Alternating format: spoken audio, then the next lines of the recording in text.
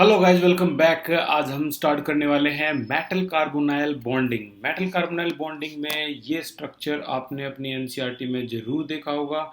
और इस स्ट्रक्चर में इसको जो साइनर्जिक बॉन्डिंग बोलते हैं, इसमें क्यों सिग्मा और पाई बॉन्ड बनता है। और ये जो क्वेश्चन आपके सामने है ये भी बहुत बार सुना होगा, बहुत इंपॉर्टेंट क्वेश्चन है। तो अक्सर बोर्ड में पूछा जाता है क्वेश्चन, CO यानी carbon monoxide is stronger legend या कॉम्प्लेक्सिंग एजेंट देन NH3 और Cl नेगेटिव। ठीक है ना। तो ये किस तरह से स्ट्रॉन्गर है इन दोनों के कंपैरिजन में। तो मेटल से अगर मैं इसको एक्सप्लेन करूँ तो ये जो मेटल से NH3 बॉन्डिंग बनाता है उसमें सिर्फ और सिर्फ एक बॉन्ड होता है जो कि हम सिग्मा बोलते हैं। सेम प्रोसेस जो है वो फॉलो होता है किसमें, Cl नेगेटिव में भी। यहाँ भी जो एक बॉन्ड बनता है वो आपका कौन सा होता है, कोऑर्डिनेट बॉन्ड, जो कि सिग्मा बॉन्ड। लेकिन CO के अंदर कुछ ऐसी खासियत है कि जो मेटल के साथ आपका बॉन्ड फॉर्म करेगा वो दो तरह के बॉन्ड फॉर्म करेगा। ठीक है, एक एक तो सिग्मा, जिसके बारे में आप पहले से ही जानते हो, ये सिग्मा बॉन्ड भी फॉर्म करता है और ये CO के साथ।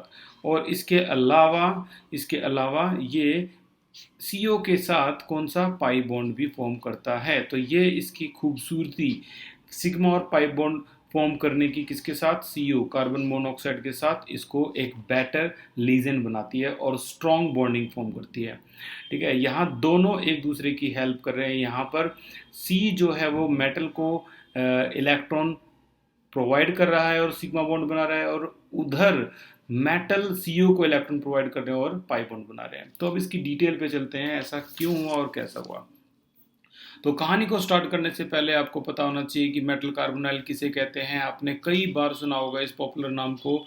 इसे हम निकल कार्बोनाइल कहते हैं। इसके अलावा क्रोमियम कार्बोनाइल भी होता है।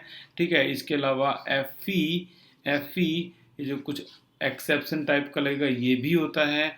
और Mn2CO का 10 ये भी होता है। ये सभी के सभी जो है आपके, वो सारे के सारे CO जो है वो न्यूट्रल होने की वजह से जो ऑक्सीडेशन स्टेट है उनकी क्या होती है, जीरो होती है। ठीक है, अच्छा। और अगर हम इसकी बात करें तो जितने भी मेटल हैं वो CO के साथ जो बॉन्ड बनाएंगे उसमें दो तरह की बॉन्डिंग पाई जाएगी, एक तो सिग्मा और एक और हिडन बॉन्डिंग जिसे हम पाई बोलते हैं। ठीक है, अब ये सिग्मा और पाई को अगर मैं इलेबोरेट करूं तो सिग्मा बॉन्ड तो सभी को पता है, हेड टू हेड ओवरलैपिंग, बड़ा सिंपल, मेटल और ये CF बॉन्ड बना लेंगे। सबसे कॉम्प्लिकेटिव बात आती है इस पाई बॉन्डिंग की। ये पाई बॉन्डिंग किस तरह की होती है, तो आज हम इसी को डिस्कस करने वाले हैं।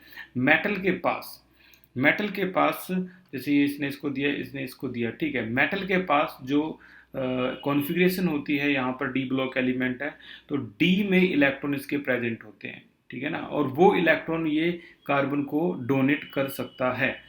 ठीक है, कैसे डोनेट कर सकता है, चलो ठीक है, ये तो डोनेट कर सकता है क्योंकि ये इलेक्ट्रॉन रिच है। आपने देखा होगा स्कैंडियम से लेकर जिंक में हर किसी में D में कुछ ना कुछ इलेक्ट्रॉन जरूर होते हैं, तो वो कार्बन को डोनेट भी कर सकते हैं। अच्छा, ये तो चलो डोनेट कर देंगे इलेक्ट्रॉन, लेकिन क्या कार्बन मोनोऑक्साइड के पास इतनी जगह है कि वो उसको एक्सेप्ट कर पाए। ठीक है ना, मेटल के पास तो दोनों काम है। यहाँ पर जो जैसे आयरन है, आयरन की कॉन्फ़िगरेशन अगर हम करें तो 3D4S, अगर मैं डायरेक्ट इसको करूँ तो ये आपका 2 है, ये आपका 6 है। तो यहाँ D में आपके इलेक्ट्रॉन प्रेजेंट है और D में खाली जगह भी प्रेजेंट है। दोनों चीज़ें आपकी अवेलेबल है, D में खाली भी है और इलेक्ट्रॉन 6 है, तो ये दे भी सकते हैं और ले भी सकते हैं। ठीक है, तो ये अब इलेक्ट्रॉन कैसे दे सकते हैं, क्योंकि इसके पास इलेक्ट्रॉन की भरमार है। और ये इलेक्ट्रॉन एक्सेप्ट कैसे कर सकते हैं, ये क्वेश्चन सीखने लायक है। तो कार्बन मोनोऑक्साइड कैसे इलेक्ट्रॉन एक्सेप्ट करता है, आपको थोड़ा सा रिव्यू करके जाना होगा 11th क्लास के केमिकल बॉन्डिंग में। वहाँ कार्बन के इलेक्ट्रॉन कितने होते थे, 6, प्लस में ये इलेक्ट्रॉन होते थे 8, आंसर आता था 14। हेट्रोएटॉमिक मॉलिक्यूल बोलते थे, मॉलिक्यूलर ऑर्बिटल थ्योरी के अंदर हमने इसको पढ़ा था। कॉन्फ़िगरेशन क्या थी, sigma 1s2 sigma star 1s2 sigma 2s2 sigma star 2s2। और 14 की वजह से यहाँ पर कॉन्फ़िगरेशन क्या हो जाएगी आपकी, पाई 2px इक्वल पाई 2py, इस तरीके से। ठीक है, और यहाँ पर आ गया आपका क्या, सिग्मा 2pz। और आगे जाएं तो यहाँ pi star 2px equal pi star 2py। और यहाँ पर एंटी बॉन्डिंग में एक और आएगा सिग्मा स्टार 2pz। तो अगर इसके इलेक्ट्रॉन 14 इलेक्ट्रॉन फिल कर दिए जाएं तो 10 12 14 यहाँ तक ही हो जाते हैं टोटल फिल। अब ये जो जगह खाली बची हुई है, आपको याद होगा हम इस तरीके से कुछ कंपाउंड बनाते थे। ये कार्बन का मोलिकुलर ऑर्बिटल थ्योरी, ठीक है। कार्बन की एनर्जी थोड़ी ज़्यादा होती है, इसकी एनर्जी कम होती है, तो इसको थोड़ा सा नीचे बनाएंगे हम। तो इस तरीके से ये हम कंपाउंड बनाते थे। यू नो वेरी वेल, यहाँ पर ये दो, यहाँ पर एक, यहाँ दो, यहाँ एक। तो ये बीच का जो एरिया है आपका, ये मोलिकुलर ऑर्बिटल थ्योरी, इसमें मोलिकुलर ऑर्बिटल बोलते हैं और साइड वाले को एटॉमिक ऑर्बिटल बोलते हैं। तो ये एटॉमिक ऑर्बिटल है, एटॉमिक ऑर्बिटल है। लेकिन जो बीच में है ये आपका मोलिकुलर ऑर्बिटल है। सभी ने ये डायग्राम जरूर देखा होगा। और अगर मैं इलेक्ट्रॉन फिल करूँ तो यहाँ इसके कितने इलेक्ट्रॉन है? सिर्फ दो कार्बन के, 1s2 ये 2p2।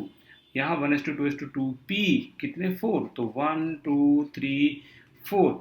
अब यहाँ पर फिलअप करें तो ये देखो, ये आपका ये है पाई 2px, हंस रूल के अकॉर्डिंग फिल कर रहे हैं इसको। ये हो गया आपका फिल, ये भी हो गया, ठीक है। तो ये दो जो आपके स्टार हैं, पाई स्टार, ये दोनों के दोनों एम्प्टी है, ये भी खाली है। तो अब बात आती है कि आयरन, आयरन किस तरह से बॉन्ड फॉर्म करता है। तो आयरन यानी मेटल हो गया, ठीक है। और वो इस सीओ के साथ कैसे बॉन्ड फॉर्म करता है? तो सीओ के पास क्या खाली जगह है? Yes, it has empty space of anti bonding. तो यहाँ ये इलेक्ट्रॉन जो आयरन डोनेट करेगा वो क्या कर सकता है? इजीली एक्सेप्ट कर सकता है, क्योंकि इसके पास पाई स्टार में क्या है? खाली जगह है, एम्प्टी स्पेस है, जहाँ पर ये आयरन के दिए हुए इलेक्ट्रॉन को कैरी कर सकता है। यही वजह है कि आपको इस डायग्राम में अब ये इजी लगेगा आपको क्या, कि किस तरह से ये साइनर्जिक बॉन्डिंग होती है। कि यहाँ पर सिग्मा आपको दिख रहा है, यहाँ कार्बन ने सीओ ने मेटल को बॉन्ड दिया है, और यहाँ पाई बॉन्ड फॉर्म हुआ है कि मेटल जो है वो सीओ को बॉन्ड इलेक्ट्रॉन प्रोवाइड कर रहा है, और यहाँ इसी वजह से पाई स्टार का जिक्र हुआ है, ठीक है ना। कि जो खाली जगह सी की है वो पाई, मतलब सीओ की है वो पाई स्टार की है, ठीक है। तो ये पाई बॉन्ड फॉर्म हो गया, सिग्मा बॉन्ड फॉर्म हो गया। इसके बाद बात आती है कि डायग्राम कैसे आप रट्टा मारोगे, क्या करोगे इसका। तो मैं डायग्राम के लिए बता दूं आपको, डी ऑर्बिटल जो इस्तेमाल किया है वो इस्तेमाल किया है आपका किसने? मेटल ने। लेकिन कार्बन के पास तो डी हो ही नहीं सकता ना ऑक्सीजन के पास हो सकता। तो इन्होंने क्या इस्तेमाल किया है? P orbital. अब आप देख सकते हो कि किस तरीके से पी ऑर्बिटल इन्होंने इस्तेमाल किया है। इस डायग्राम में अगर हम देखें तो डायग्राम में साफ पता लग रहा है, देखो ये जो डायग्राम है इसमें साफ पता लग रहा है कि यहाँ पर ये जो इलेक्ट्रॉन है वो कहाँ गए हैं? आपके पाई स्टार 2px यानी 2p, यहाँ p में इलेक्ट्रॉन गए हैं, ठीक है ना। किसके दिए हुए इलेक्ट्रॉन गए हैं? आयरन के। तो यही वजह है कि यहाँ जो बॉन्डिंग फॉर्म हुई है, ठीक है, यहाँ बॉन्डिंग फॉर्म हुई है p, और p की शेप क्या होती है? आमतौर पर डम्बल शेप होती है। तो इस डायग्राम की वजह से इसको डम्बल को थोड़ा सा टेढ़ा किया गया है। हालांकि अगर आप चाहते हैं तो इसको ऐसे ही बना सकते थे। ये आपका डी है, डी की शेप है, ठीक है, जो कि डबल डम्बल होती है। अब यहाँ और यहाँ ये आपस में कौन सी बॉन्डिंग फॉर्म कर रहे हैं? पाई। ये पाई बॉन्डिंग है, साइड वे ओवरलैपिंग मानते हैं इसे हम। तो इस बॉन्डिंग को बोलते हैं डी पाई पी पाई बॉन्डिंग, ठीक है ना, डी पाई पी पाई बॉन्डिंग। तो ये डी पाई पी पाई बॉन्डिंग इसने फॉर्म की है, जिसमें डी मेटल का है और पी वो सीयू का है। ओके, आगे हम चलते हैं। साइनर्जिक, साइनर्जिक क्यों वर्ड यूज किया गया है? देखो यहाँ दोनों के दोनों पार्टिसिपेट कर रहे हैं बॉन्ड फॉर्मेशन में। मेटल ने भी अपना योगदान दिया है इलेक्ट्रॉन देने में, और सीओ ने भी अपना योगदान दिया है इलेक्ट्रॉन देने में।